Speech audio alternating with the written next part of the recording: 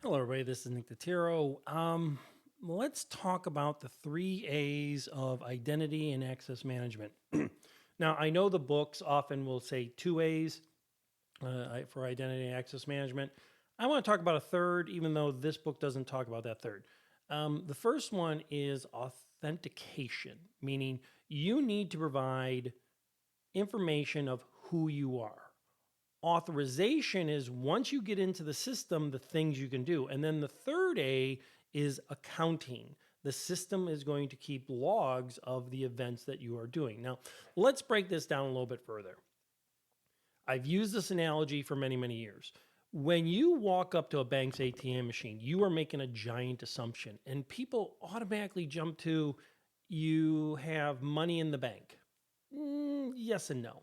The giant assumption you are making when you walk up to a bank's ATM machine is that you have an account at the bank, right? Now, what you can do, that's determined later on, but you have an account at that bank.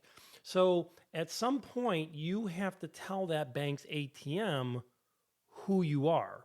And that is the process of authentication. Now, with a lot of banks' ATM machines, we put in a card, and then to prove who we are, we give it some kind of identification. We may give it a password. Most bank ATM machines use some kind of passcode. There's different technologies, but let's keep it simple for the ATM here. Once you identified who you are and once you confirmed who you are based upon that passcode, then the ATM machine allows you in. Now, once you're inside there, then you get into authorization issues. We've just got into authentication. Now it's authorization. What are you allowed to do at that bank ATM machine? Could you withdraw money? Could you add money? Now, most ATMs, you're withdrawing money. There might be conditions based upon you and based upon the actual machine. For example, you can, let's say you have $1,000 in your bank's account. You can go to that bank ATM machine and say, give me X amount of dollars up to $1,000. Give me 200, give me 300. And as long as you don't go over that threshold, that authorization that you can't go to $1,001, you're fine. That would be a condition based upon you. Let's say you have $100 in the bank, right?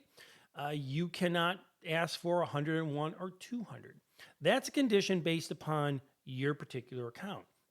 You may also have conditions based upon the bank. The bank may put conditions on ATM machines. For example, most ATM machines restrict the amount of money you can take out in a single day. It prevents robberies, when it mitigates robberies when possible. So a lot of bank ATM machines, they might have a max for anybody of say $200 a day. So you go up to that bank ATM machine, you have $1,000 in that bank, but you ask for 500, the bank's going to say, no, we know you have $1,000 in there, but we can't go above 200 at this particular machine. So authentication, you're kind of verifying who you are. Authorization is what you can do once you're inside, once you have successfully logged in. Now, the third one that they don't mention in the book too much because it's really not part of identification and authentication methods, it's auditing. Every time you do a transaction at that bank's ATM machine, there should be an audit. So let's say your card was stolen, or you're trying to do things you're not supposed to do, or there might be questions of when or where you potentially logged in. Those are all accounting functions. Now, many of you have been doing, if not all of you, have been doing some kind of IAM forever now. And now we're relying upon multi-factor authentication. Let me go up to my site and you'll see something you're probably all very, very familiar with. So let me head up to my site. And here is the Lakeland sign-in page, or the My Lakeland sign-in page. Now, we will dig deeper into this, but I just want to kind of do this quick example of a multi-factor authentication. Now, with a multi-factor authentication, you just can't give it a password, right? That's one or single authentication method. And we've discovered over time that is an extremely weak point when you have a single point of authentication. simple password. So I'm going to log in. I'm going to give it my username.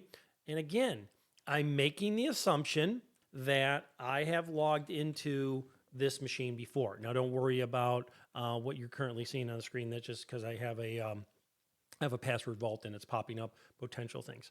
What if I put in an account that doesn't exist here? What could potentially happen? Again, I'm making the assumption that I have an account at Lakeland. So I'm going to put in an account, my old cat, right?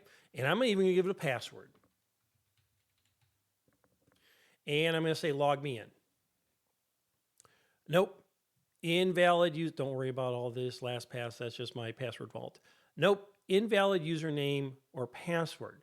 Now you'll notice something very subtle here. It says invalid username or password. That is a security technique.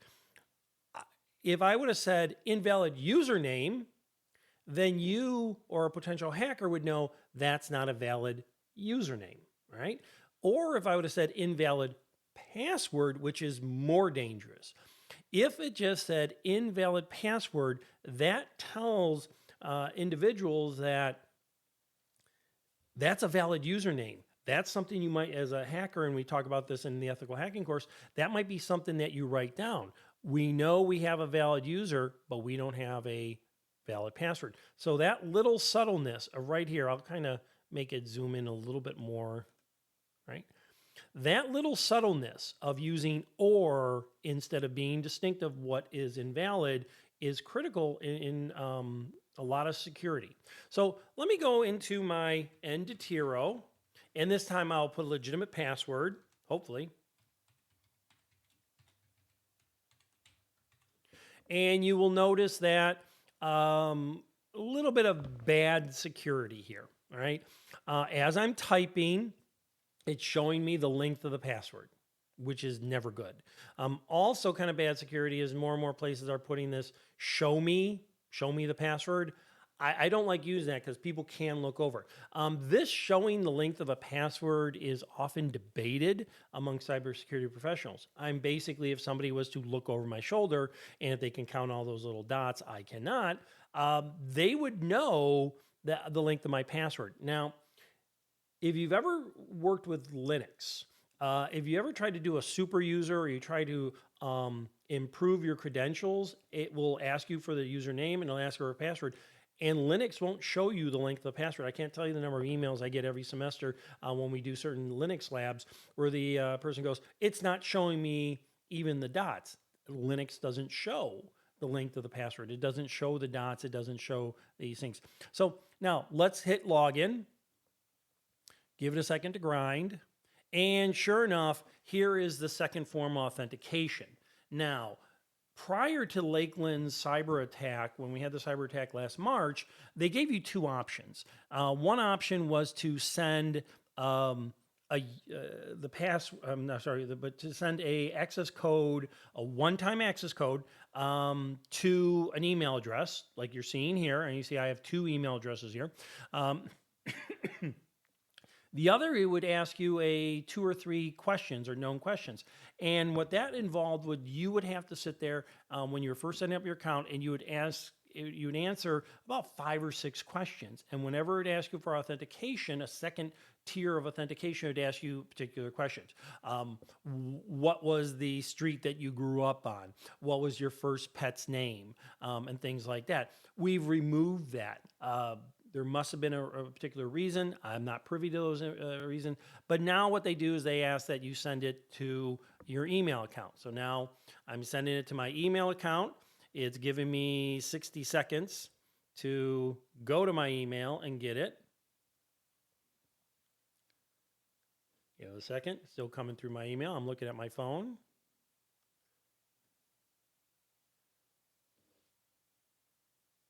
Taking a little bit longer than normal.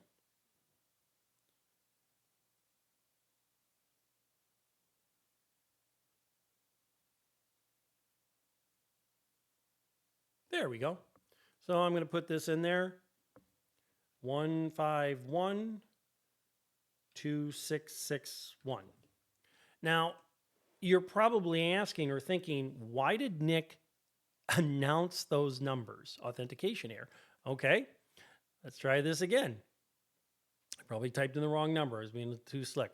Let's go through this real quickly again. Probably it just took too long.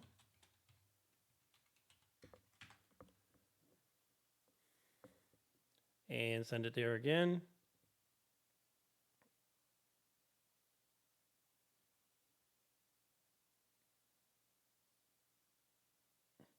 And this time I'll say, what is it? 1814904.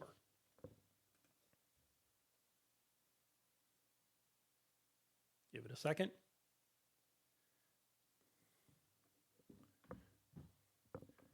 Now that time it appeared to work. Let's keep our fingers crossed. Always give you confidence. Yes, it did work. Now you're probably asking the question, Dick didn't give his password, obviously, but yet he put that passcode, that second tier or that multi-factor authentication, the second tier. I had no problem giving that number out because it's a one-time code. It's a one-time number. I intentionally did it wrong the first time, so you can see that I put two different, no, I did not. That was just a mistake. But I actually used two different numbers there. So even if it was visible and somebody was looking over my shoulder, it is meaningless. The next time during the multi-factor authentication, if I needed to send that code, it would just ask me for those that unique identifier. Now that I'm inside the system, just because I'm an instructor doesn't mean I have complete keys to the kingdom. There are things that I can do, and then there's things that I cannot do. So we've authenticated into the system. I've proved who I am to the system. Now I can go and I can do instructor type stuff. I don't have administrative privileges. I don't have any special network privileges. I can do instructor type stuff. I can look up your grade for a particular class that you're taking with me, but I can't look up your transcripts. I can't change grades once I post grades and things like that. Now, somewhere in our system, I wish I can show it, but it's more an administrative function.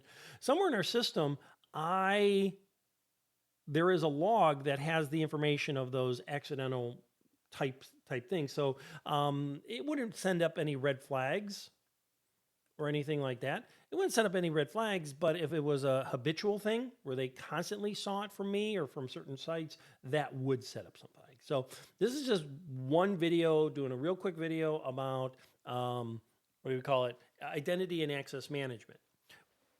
Authentication, we prove who we are. We basically tell the system who we are, and then we verify it by giving it a passcode.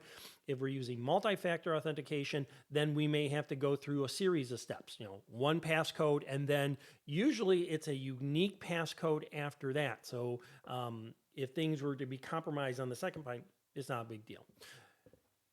Once we're in the system, like I was a second ago, then what I can do is based upon my privileges, and we'll talk about those in other videos on how do we determine what Nick can do or what somebody can do in the system.